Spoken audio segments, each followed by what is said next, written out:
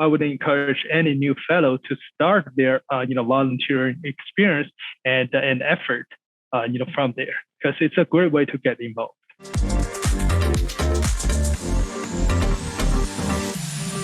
Hi, James. Welcome to my channel. So first, can you please introduce yourself to our viewers? Sure. Thanks for having me, Big. So my name is James Shi. I'm currently leading the entire end-to-end IFRS 17 financial reporting workflow implementation project at Farmers Insurance in the US. So who am I? I am a fully qualified life actuary with I would say a rather diverse experience. Actually having worked in 7 different countries or /regions, it really allowed me to have a very broadened perspective in terms of where and how much the actuarial profession has to offer to anyone.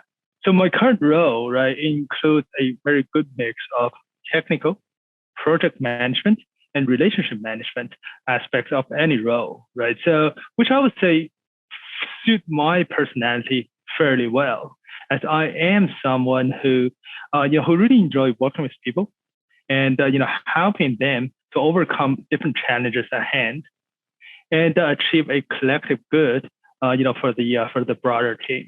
And before my current role, I had experience in the software industry working for SAS Institute, which is a worldwide leader in data analytics and intelligence reporting.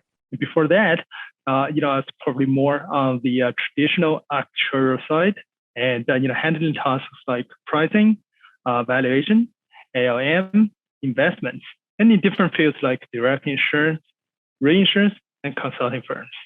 So that's me. Yeah, great. I can see that you are having fun with IFRS 17 as well. So it's a big project for the entire insurance industry. I'm sure it is, yes. Mm-hmm. It's very impressive that you have a wide range of experiences working in many different countries and regions around the world. So can you tell us how you got to many places? Yeah, no, absolutely. My pleasure. So, I guess my list of 7 includes China, Hong Kong, which is a region, Switzerland, Australia, New Zealand, Canada, and the US, right? So, I would really like to, let's say, define my journey so far as a story maybe can be named with opportunity cost, right? At the start of my career, with Swiss Re, I was really fortunate and to get exposed to different actuarial practices across jurisdictions, and really allows me to get that first-hand experience to understand the nuances and different subtleties in 4 different places. Right? And that experience itself, I really believe somehow set the tone of how I would develop my skills and experience for my actuarial career. So, after my spell at Swiss Re ended, right, I kind of did a reflection on myself and really on what I enjoy doing and how I saw myself could really add the most value to any team.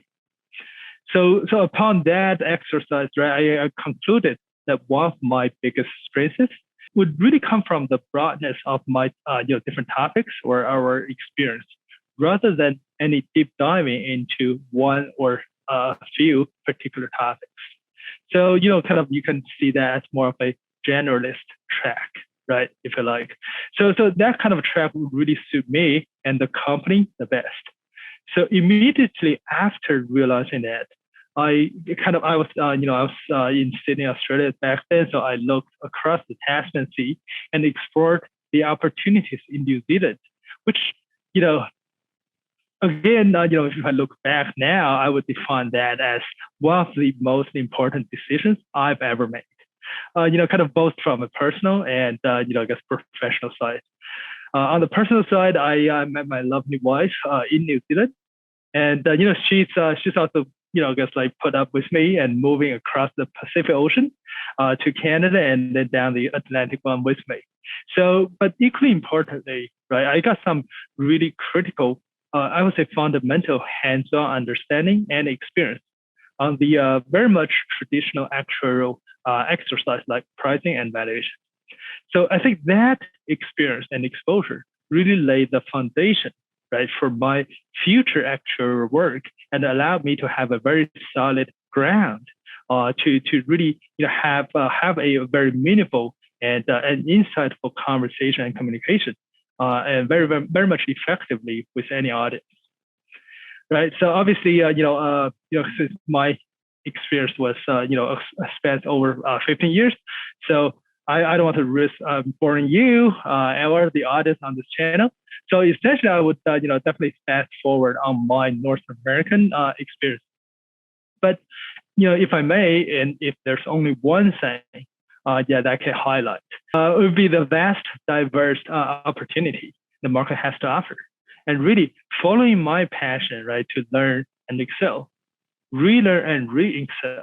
And all those different opportunities had been presented to me, and really gave me that extra edge and comfort to really allow me to add to my list of 7 so far.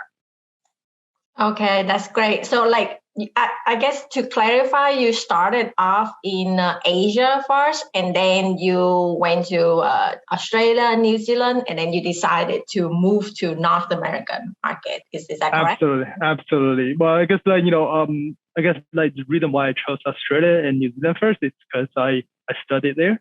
I studied in Sydney, Australia. So always trying to find a way back in the old days to say, hey, I enjoyed my time there. Let me get back there at any opportunity, right? So.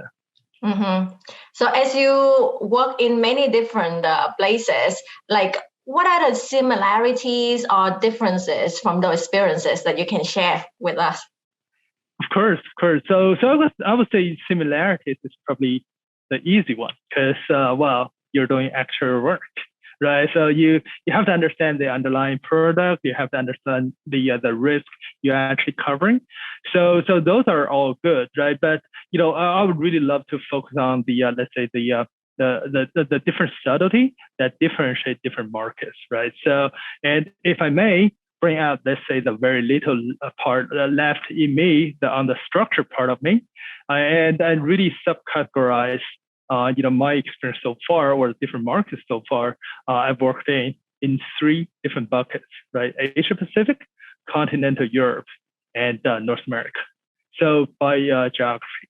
So as you correctly spotted out, right? I started my career in the APAC region, and so some of the observation I'm going to share later on could very well be from a relatively junior actual student's perspective, right?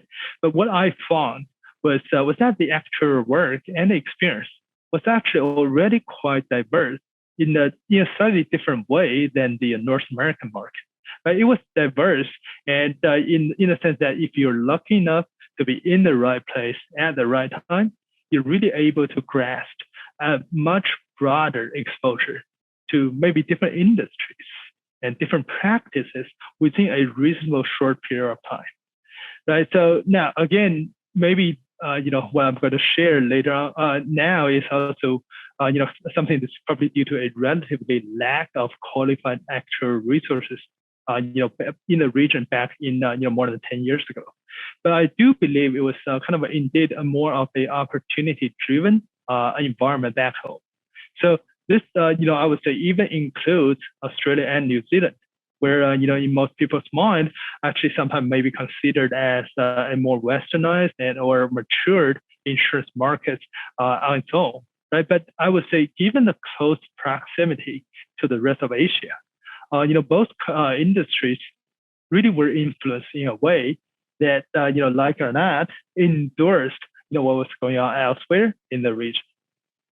Then, I would say there's this, continental Europe, and the country I worked in, Switzerland, would really be a good representation of that region. So, one thing that really struck me back then was technical skills, which is something I really lack of. I'm not ashamed to admit that, but technical skills are valued significantly. And so, all of a sudden, you really find yourself surrounded by lots of really big brains. And, most of them were are extremely logic driven. So, trying to really BS or find your way out, sneak your way out usually won't work, right? So it really prepares one very well, right? For those very tough, very technical driven, and very challenging conversations all the time. So, again, I want to highlight, this is not to say that actuaries don't get into the business management role or decision. So often actually, quite the opposite there. But I believe it definitely sets the whole tone of how the business operation would be managed and would go for the whole company there, right? And then finally, when I moved to the North America, like Canada, US region, right? So, things again started to get a little interesting. So you found actuaries, getting really immersed and sometimes dedicated their entire 30, 40 years of career in only one or a couple of practice areas. So some of them, I found it was very niche, and actually I haven't heard any actuarial involvement in other regions like taxes, like PPM, right? It's like I guess like you have this similar to the software industry where you have two distinct but let's say equivalent career paths you would typically see there, right? You have the management track where you really get involved fairly early on. Starting managing people, starting to set the team direction, and so on and so forth. And there's the technical track where you can also advance your career without really getting into a lot of the interpersonal side of things. So really, it really allows the individual here in this North American market, allows people to choose and cherry pick your career development path depending on your interest and career aspiration. Right? So I would say all in all, my past 15 years have really led me down a path where I feel comfortable going into any challenges, try to blend in any new environment and really excel. Because I believe it's so far I would love to say it. It's for me it's more like being there down that moment or story.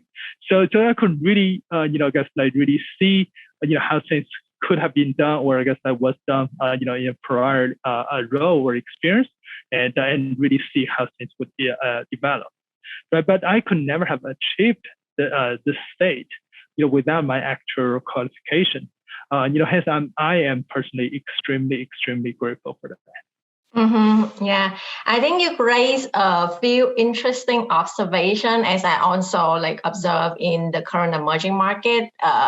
Well, because like I'm from Vietnam originally, so I can see the emerging market in Vietnam and other Southeast Asian country as well. Yep. So it's like perhaps what they were lacking there is still like the technical resources. What's the focus? So if you are to bring expert into the country or to like have to hire actuaries or actual professional, the focus will be to getting the technical aspect, and because like they probably already have a lot of other talents that can take care of the business and stuff for that.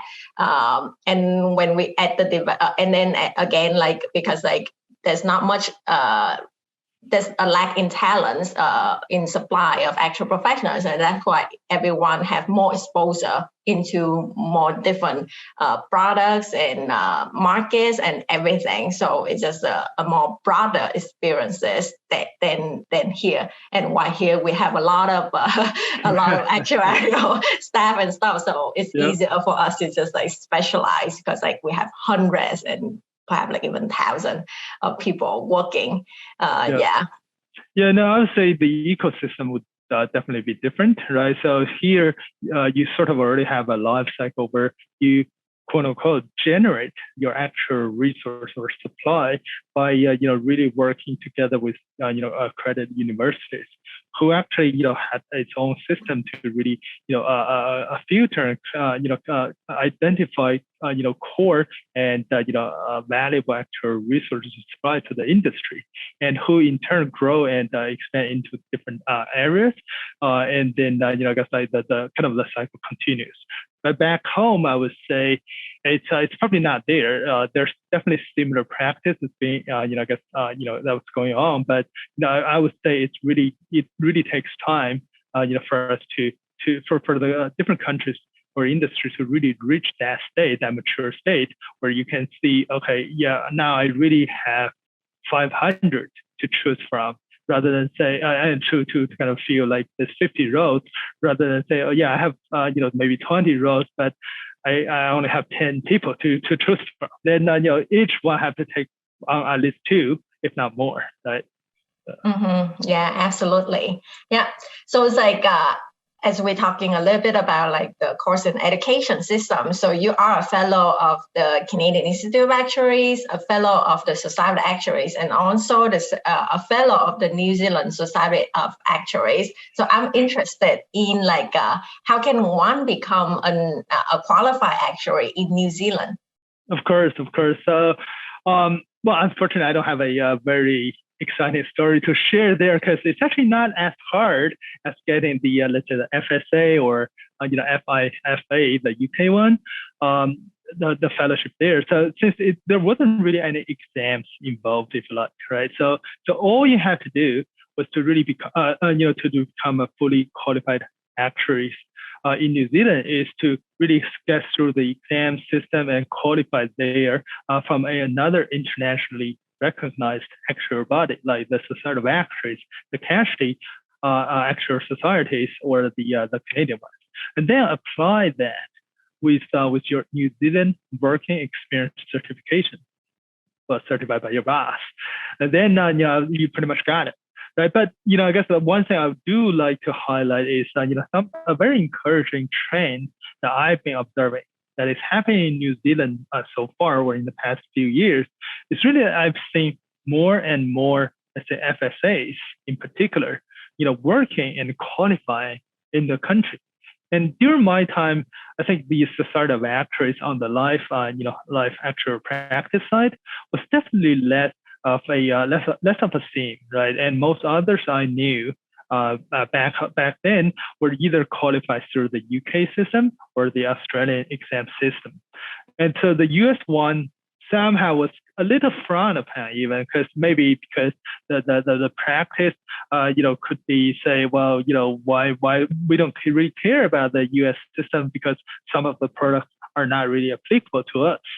So we prefer you to actually understand the market more or better by doing a UK or Australian exam.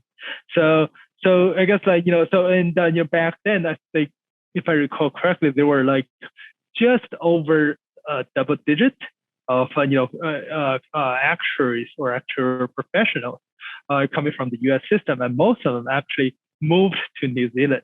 And as already as a fully qualified actuary, so instead of saying move there and start taking exam and grow, become a fellow.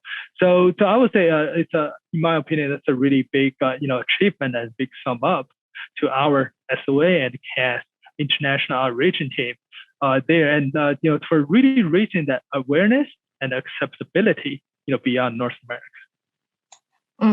Yeah, I think like SOA and CAS are still like two of the biggest actual organization around the globe, and definitely they do have a lot of memberships everywhere. Yep. I guess like if I were to go and look, I think the number has reached triple digits for FSO or SOA members in New Zealand. So to me, that's really exciting. Yeah. Absolutely. So you are also very active in volunteering with various actual organizations, and we are actuaries, so we are pretty much the only one can volunteer for actual organization. So we all should do our part. But like even from my experiences, that I can see that it benefits a lot for my professional personal growth, and I'm very glad that you are working with Kellan in the CIA ERM subcommittee after I pass it off to you. And then now he's passing it off to you, so that's great to see. So how these volunteer experiences, in your opinion, how that has benefited you in your journey and growth? Yeah, thanks. I think that's a good question, and definitely countered what you mentioned. To me, it's definitely positively influenced my career and my personal and professional growth.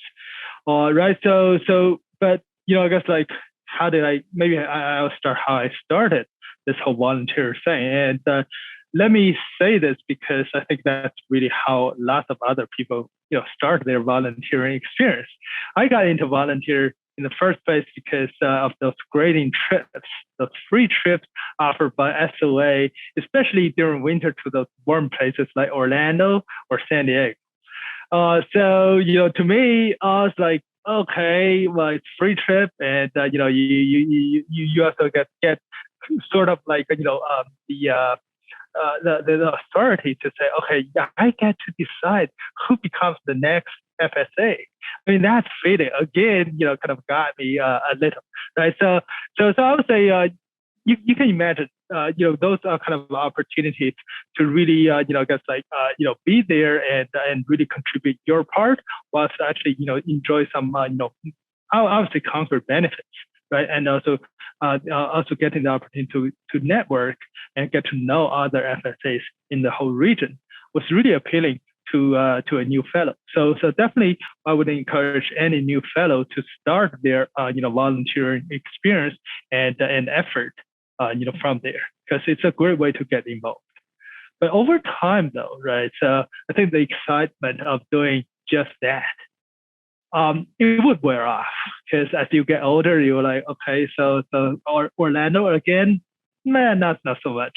But you a part of you really want to do something different, right? Something I would say slightly more impactful than really just affecting how many future fellows are we going to welcome in the next year. So that's really where I start to run for various let's say section council leadership team, and those different opportunities with the SOA.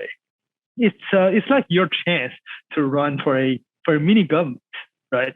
Like-minded individuals would really come together for a better overall good or overall good cause. So, I serve on two sections, right? It's the international section, where we really help engage a lot of different other international actuarial society or bodies to really start that engagement and connection and outreach program, as well as the technology section. I think both the international and technology section volunteer experience really brought me a much more, let's say, expanded professional network to the very minimum. And I would say as we're talking on this topic, right? So I just recalled a very recent experience where I was looking for volunteering or for volunteering help on that sub ERM committee you just mentioned, and I guess someone expressed interest. So I met with them, I kind of talked it through, and maybe it's me that individual backed out at a later stage due to I guess lack of relevant volunteering experience. So I guess also given your channel's influence and the ability to reach out to more people, I just want to take this opportunity and come out to say there's no better time to really start volunteering than now. And the diverse experience and leadership exposure you will gain, I think will definitely go a long way throughout the rest of your career. So I definitely encourage anyone who is thinking about doing volunteering work, start taking actions and start taking up that challenge. Mm-hmm. Yeah, I totally agree. Like I would say, from even my own experiences, like the benefit from like building up your network is huge. Because even just to invite my to find my guest for this channel is based on that network as well. Yeah, I mean yeah, like I was talking to Kyla and he was like, oh yeah, so maybe you should just reach out to me and get to her channel. I mean that's how I got this opportunity, right? So you never know. You never know until you actually really put yourself out there and really try to see, okay, how can I actually do this better, and what are some of the levers that I can pull, in this case through your channel, to really broadcast and advocate for volunteering in this case, right? Yeah, because like that whole relationship network is like, as you say, you never know eventually that you're gonna get to work together. The actual community, especially in Canada, and yeah, even like North America, is big, but not that big. So Right. yeah, there's a lot of opportunities that we may get to work together again. So if there's other exposure from volunteering and everything, first it's always gonna help out when you later on need to work with someone. And again, like you also raise like leadership opportunity as well. Sometimes like for a more junior actual professional, they may not get to have the leadership opportunities or doing like project management and everything, and they can gain that first through volunteering, and that can help demonstrate to their existing employers, and that can help with their next opportunity in the company. Absolutely, absolutely. And as you were talking, I just realized there's probably one other benefit. It's really help you to really gain a firsthand experience of how to influence without without authority. Because like when you're volunteer, when you're say really organizing something, it's not like you really have the overarching authority over many people to say, oh, you go do this and that. No, it's really about how you can actually reach out to someone, maybe even in a much later state of their career than you, but really try to network and convince and influence their decision in a way that you want them to do. And that ability to influence without authority, I think it's really a key and beneficial one for anyone to grab. But again, it doesn't come easy. You may actually fail the first couple of times, but that's where you want to fail. You want to fail on your volunteering event than to fail on your actual job, right? Yeah, absolutely. Totally agree. This is a platform we can try and learn. Yeah. Yeah. So I also know that like you are running for a board of an actual organization. So can you share with us like what or who inspired you to do that? Yeah, absolutely. And thanks for crisply spotting that. Yes, I am running for a seat at the board of the directors for the Canadian Institute of Actuaries. So, I believe I got the inspiration from, I would say, two individuals, right? Both are Chinese, both are first generation immigrant actuaries. So, their names are Vincent Xuan and In Zhao. So I would say they really set a great example of pursuing your passion, of serving the board or serving the broad actuarial community the best, right? And doing so by acting in a kind of a board of directors capacity with the Society of Actuaries.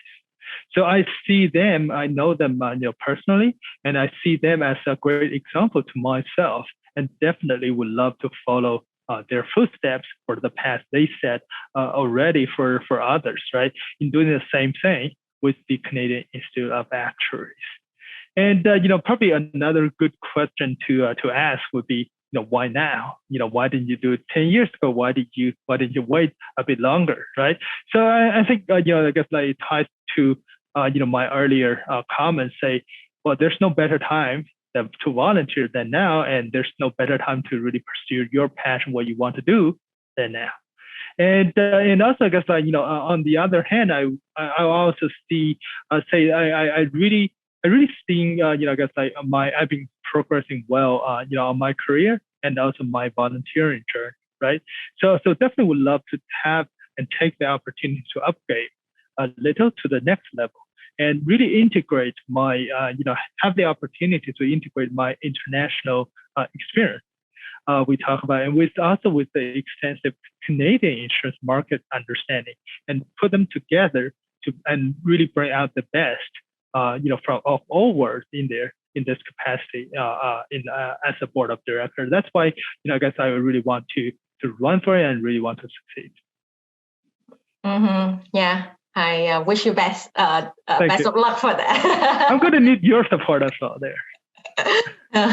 So last but not least, like as I learn about you more, like I know that you consider yourself as a risk seeing actuary. So that's a new terminology, but I kind of like it. So what does that mean actually. And what advice do you have for aspiring actuary to become also risk-seeing actuaries? Right. So I guess I use the term risk seeing, risk seeking, kind of interchangeably here, right? Because I guess it's really just to say, okay, I want you to, I want myself, sorry, to really identify and really, I guess prioritize. What kind of risk do I want to take on? What kind of risk do I feel it's worthwhile to actually, and put myself out there and try to see what can I benefit from this, right? So now I guess like taking a step back, I would say us actuaries as a profession, right? I really think there is I would say the stereotype or image that people typically have in their mind. Traditionally, I would say actuaries are really seen as someone who's really good at managing risks. And a lot of times, one good way to manage those risks is to avoid. For example, when you do pricing, maybe you want to say, well, we want to put exclusion clause out there and say we're not covering A, B, C, D, E events. Well, that's a good way to manage risk. Why? Because in that way, you don't have to actually really consider something you really don't have any or much data to support, right? But then I guess like, but that kind of like image, I see that gradually translate or got expanded into not just the insurance product that we price where we evaluate anymore. It really extends to a few extra different aspects in our lives, right? So most of the time we want to take the minimum amount of risk, but maximize your gains.